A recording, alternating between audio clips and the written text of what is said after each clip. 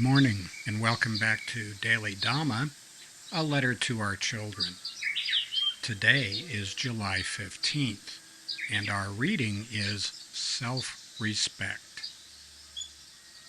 Character, the willingness to accept responsibility for one's own life, is the source from which self-respect springs.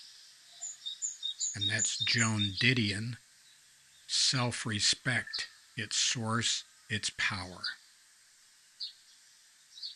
The best way to make ourselves feel better is to do something estimable. Alternatively, we can push the people around us down so relative to them we look better.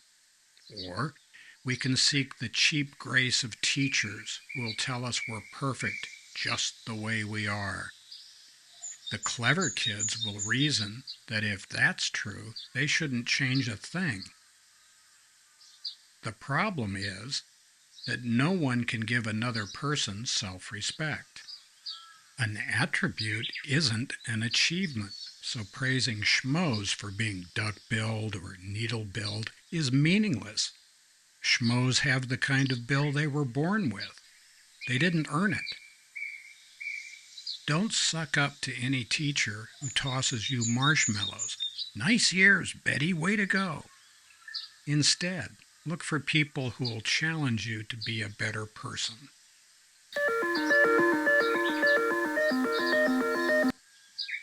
That's not just good advice for kids and students, people going to school.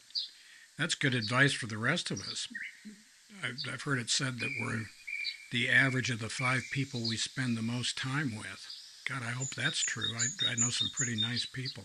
The woman I get to lets me live in her house, for one, Mrs. Dhamma, and some other people that I hang out with and who I really look up to. These folks inspire me to be a better person than I am, or than I would be left to my own devices. I've got some pretty bad habits, and I usually exercise them a lot faster than I exercise anything that would add to self-respect. You know, the thing about doing something estimable is, boy, that really works up an appetite and makes you dizzy. It's a lot easier to push the people around you down, but that's not what grown-ups do. We're not supposed to make ourselves feel better by doing that kind of crap. Joan Didion, in this house, we don't buy into the rumor that she used to wake up in the morning and sharpen her tongue. But it sounds well. You know, I can see how that might be the case. We love her for all of that. The Buddha, the Stoics, most of the people to whom we look for inspiration all encouraged us to do difficult things and to endure and to hang out with people who would improve us. And so that's something that we seek to do. And we think that when it comes to effort, that's a good effort to make.